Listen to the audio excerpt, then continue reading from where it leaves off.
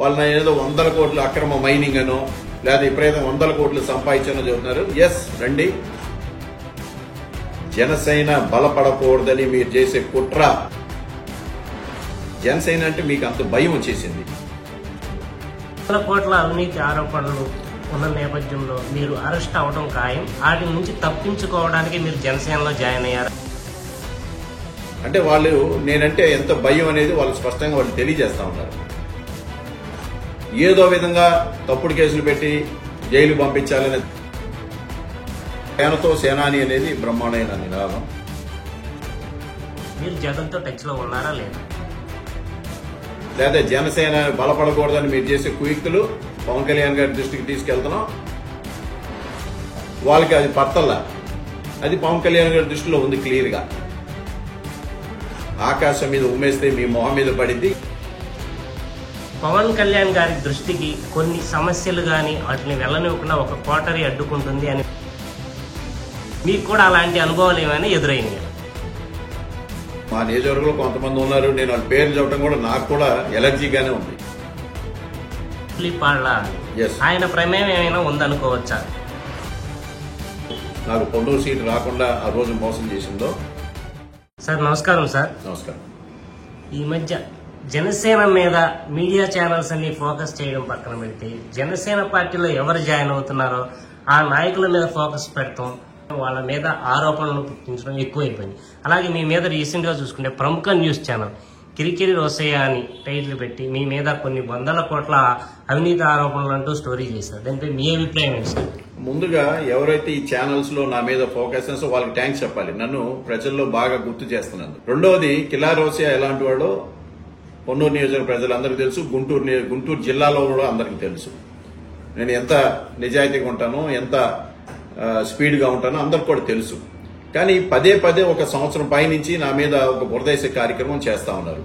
అంటే వాళ్ళు నేనంటే ఎంత భయం అనేది వాళ్ళు స్పష్టంగా వాళ్ళు తెలియజేస్తా ఉన్నారు. ఎందుకంటే నన్ను ఎక్కడ కూడా ప్రజల మధ్యలో నన్ను మర్చిపోకుండా వాళ్ళు గుర్తు చేస్తా ఉన్నారు. ఒక విధంగా దానికి థ్యాంక్స్ చెప్పాలి. రెండోది, వాళ్ళు ఏదైతే బురదేశ కార్యక్రమాలు అది వాస్తవా కాదో నియోజక ప్రజలందరూ కూడా చెప్పగలుగుతారు. ఇవాళ ఏదైతే నలుగురి మీద పెట్టో ఊరిని ఇద్దరి మీద ఛానల్స్ లో మాట్లాడటం కాదు. 5 సంవత్సరాల్లో ఎంత పనిచేశాం, ఏ విధంగా పనిచేశాం, పార్టీ రహితంగా ఎంతమందికి పనిచేశాం, ఇవాళ ఇవన్నీ కూడా అందరికి గుర్తొస్తా ఉన్నాయి. ఇది ఎందుకు గుర్తొస్తుందంటే వాళ్ళు పదే నా మీద తీసుకొస్తా ఉన్నారు కాబట్టి నేను ఏదైతే చెప్తా ఉన్నానో ఇవాళ వాళ్ళని ఏదో 100 కోట్లు అక్రమ మైనింగ్ అనో లేదా విపరీతం 100 కోట్లు సంపాదించనో చెబుతున్నారు. ఎస్, రండి. కంపల్సరీగా మనం ఎక్కడ దేనికైనా నేను రెడీగా ఉన్నాను. మీరు ఏ ఎంక్వైరీని వేసుకోండి. నేను కూడా లీగల్ గా మీ మీద మీరు ప్రూవ్ చేయమని నేను కూడా అడుగుతాను. దాంట్లో ఎటువంటి సందేహం లేదు. మీరు ఎన్ని తాపత్రయపడి ఎన్ని చేసినా ఆకాశం మీద ఉమ్మేస్తే మీ మొహం మీద పడింది. ఇది మట్టికి స్పష్టంగా మీరు గుర్తుంచుకోవాలి. నేను ఒకటే కోరుతా ఉన్నా, జనసేన బలపడకూడదని మీరు చేసే కుట్ర స్పష్టంగా అర్థమవుతా ఉంది. జనసేన అంటే మీకు అంత భయం వచ్చేసింది. నేను ఒకటే కోరుతా ఉన్నా, జనసేన కూటమిలో ఒక భాగం. జనసేన వల్ల ఇవాళ జనసేన కూటమి పార్టీలు అన్ని కలిపి ఈ ప్రభుత్వాన్ని ఏర్పాటు చేసి విజయడాంకా మోగించినాయి. సో దాని అనుగుణంగా పనిచేయాలని నేను కోరుతా ఉన్నాను. ఈ విషయాలన్నీ కూడా మా పార్టీ అధ్యక్షుల వారి దృష్టికి కూడా తీసుకెళ్లడం జరుగుతూ ఉంది. వాళ్ళు తీసుకెళ్లాను, వాళ్ళు కూడా వాళ్ళ దృష్టిలో పెట్టారు. రానున్న రోజుల్లో దాని మీద ఒక స్పష్టత కూడా రాబోతా ఉంది. 100 కోట్ల అవినీతి ఆరోపణలు ఉన్న నేపథ్యంలో మీరు అరెస్ట్ అవడం ఖాయం. వాటి నుంచి తప్పించుకోవడానికి మీరు జనసేనలో జాయిన్ అయ్యారనే ఆరోపణలు కూడా చేశారు సార్ బలంగా. అంటే దీనికి సంవత్సరాలు పట్టిందా? నేను అడిగే సంవత్సరాలు పట్టిందా? ఇప్పుడు తప్పుడు కేసులు పెట్టి ఏదో విధంగా తప్పుడు కేసులు పెట్టి జైలు పంపించాలని తెగ తాపత్రయపడతా ఉన్నారు. ఏ విధంగా దొంగ కేసులు పెడతాం, ఏ విధంగా కేసులు పెట్టి జైలు పంపించాలని నేను ఒకటే కోరుతా ఉన్నా. వీటి మీద కాదు మీ ఇంట్రెస్ట్. నియోజకవర్గంలో 5 సంవత్సరాలు నేను పనిచేసిన 5 సంవత్సరాల్లో పోటీగా నాకన్నా మీరు బాగా పని చేసుకుని పేరు తెచ్చుకోండి. అనుభవం ఉంది కదా. ఎందుకు పనిచేయలేకపోతా ఉన్నారు? దాని మీద ఎందుకు శ్రద్ధ పెట్టలేకపోతా ఉన్నారు? కేసుల మీద తప్పుడు కేసులు చాలా మందిని జైలు పంపించాలి. వీటి మీద మీకున్న శ్రద్ధ నియోజకవర్గ అభివృద్ధి మీద లేదు. నేను ఒకటే కోరుతా ఉన్నా, మీరు ఎన్ని తాపత్రయపడినా మీ వల్ల కాదు. తప్పుడు కేసులు పెట్టాలని మీరు పోలీసు వ్యవస్థతో మీరు పనిచేస్తా ఉన్నారనేది ప్రజలందరూ కూడా గమనిస్తా ఉన్నారు. అందుకని ఇవన్నీ నేను ఒకటే చెప్తా ఉన్నా, కిల్లా రోసయ్య గారి మీద కానీ లేదా జనసేన బలపడకూడదని మీరు చేసే కుయుక్తులు పవన్ కళ్యాణ్ గారి దృష్టికి తీసుకెళ్తున్నాం. తప్పకుండా దానికి సరైన సమాధానం వస్తుంది. ఈ ఆరోపణలు చేయడం వెనక ఎవరి హస్తం ఉందనుకుంటున్నారు? ఎస్, మా నియోజకవర్గంలో కొంతమంది ఉన్నారు. నేను వాళ్ళ పేర్లు చెప్పడం కూడా నాకు కూడా ఎలర్జీగానే ఉంది. ఎందుకంటే వాళ్ళ పేరు చెప్పడం నాకు ఇష్టం లేదు. ఎందుకంటే ఇవాళ నియోజకవర్గం అందరికీ కూడా తెలిసి ఎవరు చేస్తారు ఈ పనులని. సామాన్య ప్రజలు పాపం అమాయకులైన వాళ్ళ మీద కూడా కేసులు పెట్టి ఎంత హీనాదిహీనంగా ప్రవర్తిస్తా ఉన్నారో అందరు కూడా చూస్తా ఉన్నారు. ఈ పాపం ఊరినే పోదు, 100% వాళ్ళు తగిలిద్ది. దాంట్లో ఎటువంటి సందేహం లేదు. నేను బలంగా నమ్ముతా. కానీ ఒకటే చెప్తా ఉన్నా, జనసేన పార్టీని బలపడకుండా, ఈ నియోజకవర్గంలో బలపడకుండా ఉండడానికి ఎక్కడ కూడా మీరు చేసే కుట్రయత్నాలన్నీ కూడా ఫలించవు. 100% ఈ నియోజకవర్గంలో జనసేన బలపడబోతా ఉంది. కూటమి ధర్మానికి మీరు కట్టుబడి పేరు చెప్పడానికి ఇబ్బంది పడుతున్నారేమో. Yes. బట్ ఏదైతే ఛానల్ మీ మీద ఆరోపణ చేసిందో ఆ ఛానల్లోనే చెప్పారు ధూళిపాళ్ల అని. Yes. ఆయన ప్రమేయం ఏమైనా ఉందనుకోవచ్చా? ఎస్, 100% దీంట్లో అందరికి తెలిసిన విషయమే. ఎందుకంటే ఇది కూటమి ఒక విధానాలతో మేము నడుస్తా ఉన్నాం. వాళ్ళకి అది పడతల్లా. అది పవన్ కళ్యాణ్ గారి దృష్టిలో ఉంది క్లియర్ గా. అందుకని ఆయనకి ఇవన్నీ స్పష్టంగా చెప్పడం జరిగింది. అందుకని రాబోయే రోజుల్లో, ఎందుకు ఇది పెద్ద ఎక్కువ రోజులు అవసరం లేదు, ఇవన్నీ కూడా రాబోయే రోజుల్లో అంతా మంచిగా జరిగిద్దని మేమైతే భావిస్తాం. మీరు జగన్ తో టచ్ లో ఉన్నారా లేదా?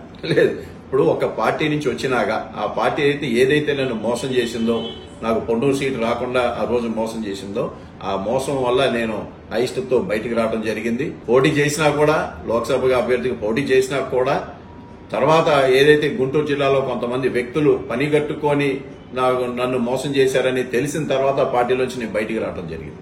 మళ్ళీ వెనకెళ్లే ప్రసక్తి లేదు. వీళ్ళు పాపం అంటే ఈ విధంగా బురదేసి నన్ను డ్యామేజ్ చేయాలని వాళ్ళు తాపత్రయపడుతున్నారు. కానీ జన సైనికులు, గుంటూరు జిల్లాలో ప్రజలందరూ కూడా కిలారోసి ఒక స్టెప్ తీసుకున్న తర్వాత ఏ విధంగా ఉంటాడో అందరూ కూడా తెలిసిన విషయమే. పాపం వీళ్ళు తాపత్రయపడతా ఉన్నారు. ఏదో విధంగా 24 గంటలు చూద్దాం. ఇది ఒక 3 నెలల క్రితం వచ్చింది, 6 నెలల క్రితం వచ్చింది. ఏదో మళ్ళీ వైసీపీలో రీ ఎంట్రీ ఒక ఛానల్లో కొట్టించారు. ఏమైంది?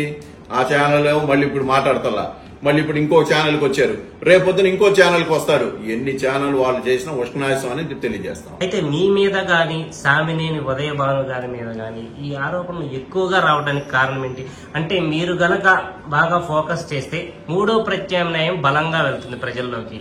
గుంటూరు జిల్లా, కృష్ణా జిల్లా మీకు అనుసంధానంలోనికి వస్తాయి. ఈ మూడో ప్రత్యామ్నాయం ఏదైతే ఉందో అది బలంగా వెళ్తుంది, దాన్ని అణిగి తొక్కేయాలి అని వీళ్ళ ప్రయత్నం అనుకోవచ్చా? అంటే నేను కూటమిలో ఉన్నాం కాబట్టి, పవన్ కళ్యాణ్ గారి ఆశయాలు మాకు స్పష్టంగా ఉన్నాయి కాబట్టి నేను ఎక్కడ కూడా కూటమి గురించి మేము మాట్లాడదలుచుకోలేదు. అన్ని వారి దృష్టికి తీసుకెళ్లాం. సో ఎవరు ఎన్ని చేసినా ఆ కూటమి ఒక సిద్ధాంతాన్ని మేము ఎక్కడ కూడా పాడు చేయడానికి లేదు. ఎందుకంటే మళ్ళీ దీన్ని ఇంకో రకంగా తీసుకెళ్తారు కాబట్టి మేము ఎక్కడ కూడా దీన్ని మాట్లాడటం ఇష్టం లేదు. ఒకటి మటుకు వాస్తవం, జనసేన పొన్నూరు నియోజకవర్గంలో బలపడటానికి బలపడిద్ది అని ఒక భయంతో వాళ్ళు చాలా కార్యక్రమాలు చేస్తా ఉన్నారు. అది పవన్ కళ్యాణ్ గారి దృష్టికి తీసుకెళ్లాం. దాన్ని మనం రాబోయే రోజుల్లో చూడబోతాం. అంటే ఒక వరలో 2 కత్తులు ఇమ్మడు అనే సామెత ఎలా అయితే ఉందో, అలాగే ఒక వరలో 3 కత్తులు ఇమిడ్చేలా చేశారు పవన్ కళ్యాణ్ గారు. కోటేమనే కర్త కర్మక్రియ పవన్ కళ్యాణ్ గారు. కానీ ఆ వరలో ఒక తుప్పు పట్టిపోయిన కత్తిని తీసుకొచ్చి ఇమిడిస్తే అది ఈ రోజున అధికారంలో ఉండి ఈయన్నే గుచ్చడానికి, ఈయన పార్టీని గుచ్చడానికి ప్రయత్నం చేస్తుంది అనేది ఆయన దృష్టికి ఏమైనా మీరు తీసుకెళ్లారా? అంటే ఎవరు ఎన్ని చెప్పినా పవన్ కళ్యాణ్ గారు సూత్రధారి ఈ కూటమి ఏర్పాటు చేయడానికి. సో ఆయనకున్న బలం, ప్రజా ఆదరణ ఇవాళ ఎవరికీ లేవు. సో ఎవరు ఎన్ని ప్రయత్నం చేసినా ఆయన్ని ఎవ్వరు కూడా ఇది చేయలేరు, కూటమిని కూడా విడదీయలేరు. ఎందుకంటే ఆయన వేసిన పునాది అంత బలమైన పునాది. మధ్యలో చాలా మంది వస్తారు, పోతా ఉంటారు. మైల్స్ టు గో అని చాలా మంది మధ్యలో వచ్చేసి వెళ్ళిపోతా ఉంటారు. కానీ కూటమి ఎక్కడ చెక్కు చేరదు పవన్ కళ్యాణ్ గారి ఆధ్వర్యంలో. పార్టీ కార్యక్రమాల్లో మీరు యాక్టివ్ గా లేకపోవడానికి కారణం ఏంటి సార్? ఎవరన్నారు ఆ మాట? మీ గురించి ఏదైతే ఛానల్స్ చేశారో నేను అదే చెప్తున్నా. ఇప్పుడు 7 నియోజకవర్గాలు, ఒక జిల్లా నేను అధ్యక్షుడిని.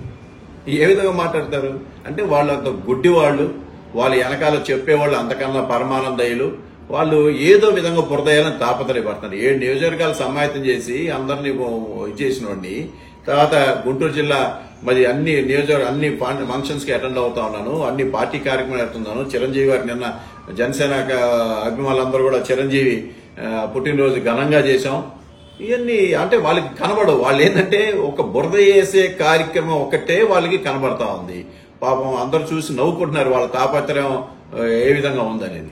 అంటే నిజం గడప దాటే లోపు అబద్ధం ఊరంతా చక్కర్లు కొట్టింది అనే చందాన ఈ ఏ అయితే ఛానల్స్ ఉన్నాయో వాటిని అవి పదే పదే మీ మీద అంటే జనసేన అవనివ్వండి, జనసేన నాయకులు అవనివ్వండి, వాళ్ళ మీద అబద్ధాలు ప్రచారం చేస్తున్నారు కదా, వాటిని ఇంతకు ముందు తిప్పికొట్టినట్టు మీరు ఎందుకని తిప్పికొట్టలేకపోతున్నారు? అంటే మీ అధినేత సైలెంట్ గా ఉండమన్నారని ఆయన మాటకు విలువిచ్చి కూటమి ధర్మానికి కట్టుబడి ఉంటున్నారా?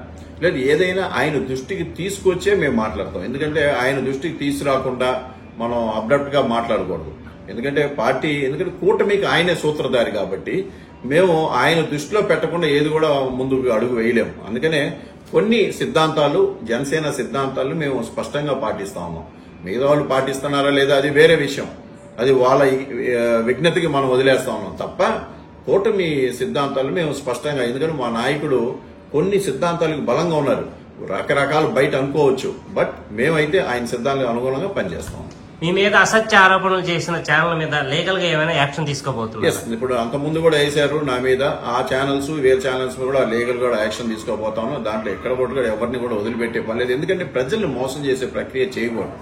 ఎవరికో లాభం చేయాలి, ఎవరినో నష్టపరచాలి, వాస్తవాలుంటే తెలియజేయండి. లేదు మీకు వాస్తవాలు తెలుసుకోకపోతే అడిగి దాన్ని క్లారిటీగా తీసుకొని చేయండి. అదే తప్ప అది జర్నలిజంకి ఒక మంచి సిద్ధాంతం తప్ప ఎవరినో ఫోకస్ చేయాలి, ఎవరో చెప్పిన దాని మీద మనం చేయాలనేది మీ ఒక రేటింగ్ మీకు పడిపోద్ది. మీ ఛానల్కి ఒక గుర్తింపు రాదనే దానికన్నా వీళ్ళు బయాస్డ్ అని ఒక ముద్ర వేయించుకుంటా ఉన్నారు. అధికారంలోకి వచ్చిన తర్వాత జనసేన కార్యకర్తల్లో నిరుత్సాహం, నిస్సహాయత ఎక్కువగా ఉండి పార్టీ మీద ఫోకస్ చేయట్లేదనే బాధతో ఉన్నారు.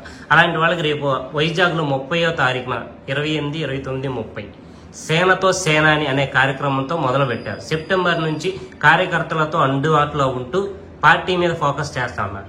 దీనిపై మీరు ఏ విధంగా ఫోకస్ చేయబోతున్నారు? ఈ కార్యక్రమం ఎలా జరగబోతుంది? అంటే సేనతో సేనాని అనేది బ్రహ్మాండమైన నినాదం. ఏదైతే సంవత్సరం నుంచి పార్టీ కార్యక్రమాలు, చాలా కార్యక్రమాలు పార్టీకి సంబంధించిన, పార్టీ కోసం కష్టపడిన వాళ్ళందరికీ చాలా మందికి పదవులు ఇవ్వడం జరిగింది. కార్పొరేషన్ స్టేషన్ ఇచ్చారు, డైరెక్టర్స్ ఇచ్చారు, సొసైటీలు ఇచ్చారు, చాలా గుర్తింపు తీసుకొచ్చారు. మరింత పటిష్టం చేయడం కోసం ఈ నెలాఖరికి ఈ ఒక సమావేశం ఏర్పాటు చేశారు.